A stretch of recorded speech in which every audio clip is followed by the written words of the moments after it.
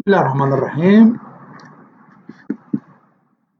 I am very proud and happy to be here and participate in this super conference of yours. So let's begin our presentation because our time is limited.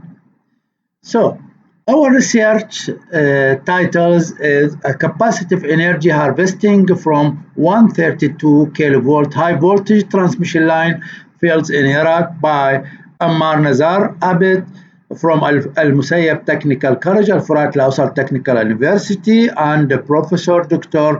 مظفر الزهيري Engineering Technical College نجف الفرات الأوسط Technical University and Professor Dr. Ali عبد العباس عبد الله البكري المسيب Technical College الفرات الأوسط Technical University who is talking now. This presentation will content for the energy harvesting system, an introduction and motivation energy harvesting technique, also capacitive energy harvesting system, which there is three subtitle: energy harvesting system, harvesting model based on LTC 3588, presented method, capacitive harvesting, and conclusion. So let's begin an introduction and motivation for this presentation. Introduction. What is, if we want to know what is the energy harvesting? Energy harvesting or energy scamping is a process that captures small amount of energy that would otherwise be lost as heat or sound, vibration, or electromagnetic. Secondly, produce enough power to recharge the battery or directly supply the electronics devices, solving the problem that the devices is at inaccessible. Here is three methods or three techniques that harvest the energy using electronic devices after the antenna or after the sensing element under the electrical field. There is two axes, the perpendicular axis or y-axis is the sizing of the size of the sensor element or that will be sensed the electromagnetic wave, and here is the wattage that we get from as a harvested power.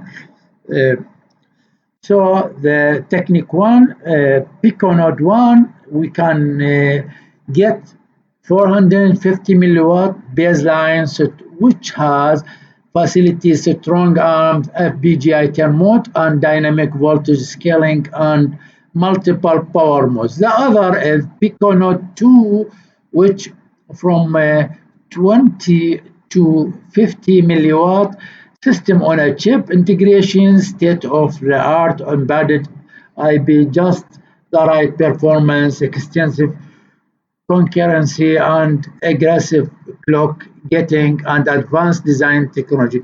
There is the third method which we are related to our research, Picon 3 milliwatt energy aware system design, reactive inter-chip and inertia chip, communication, automatic power down and leakage control chip, supervisory power manager, and mostly passive area front end. It is from the reference right at 2005. The second is energy harvesting technique. There are many harvesting techniques in the world, but we will focus on the 3 or 5 method as we'll explain here. Common energy harvesting source. Here is a mechanical energy, vibration, stress, piezo technique, thermal energy from furnaces, heaters, friction, and the third is light energy, and PV, photosensor or photodiode, electromagnetic wave, inductors, coil, radio frequency, and natural resource, wind, water, solar, human, as we know, and there is another So other sources. Energy harvesting. When does harvesting make sense? Logically, harvesting energy must be available at that location. Difficult to install power devices with resources because there is no adapting between the generating power and the devices. Difficult to reach devices for maintenance, like in high voltage transmission lines and other sources. Cost too costly, as we know. Numerous devices environmentally friendliness required high uptime demanded. So here is energy harvesting advantage and disadvantage. As we know that there are many advantages for the energy harvesting and solve many problems at the location that you harvest that energy, like a mobile adapting with wireless power, easier installation, lower maintenance, environmentally friendly, higher updated. Disadvantage, there is other disadvantage dependent on availability of a stable energy source. That is logically reason. A strict power budget. Upfront cost may be higher, less nature technology. Energy harvesting.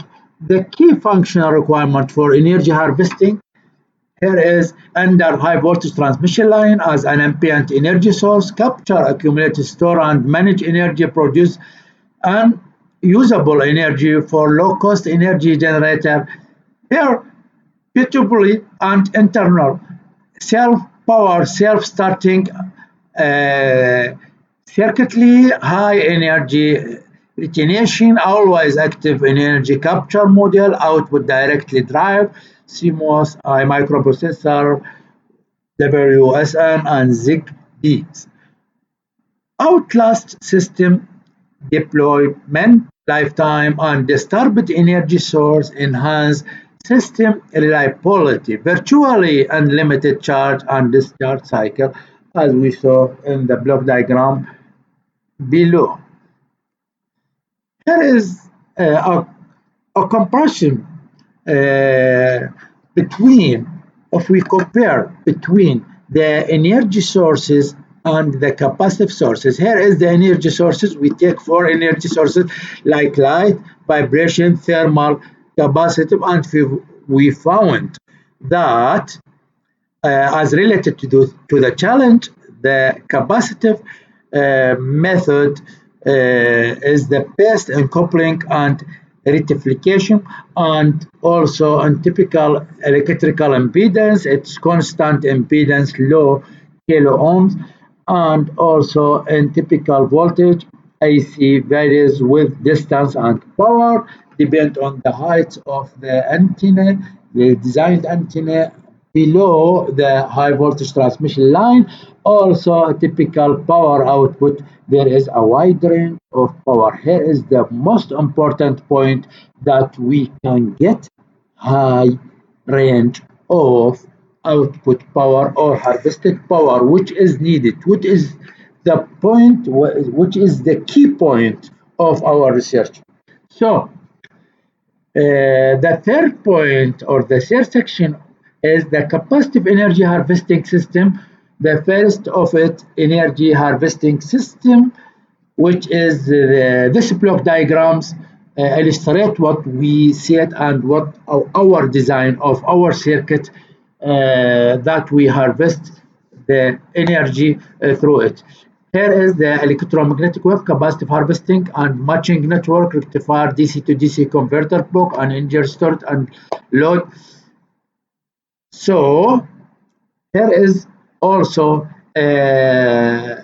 we can get the output power that we can get it from 50 to 200 volt, and after that DC to DC converter, then the power management control the input impedance of DC to DC converter to deliver a maximum power to the output as explained in the block diagram below.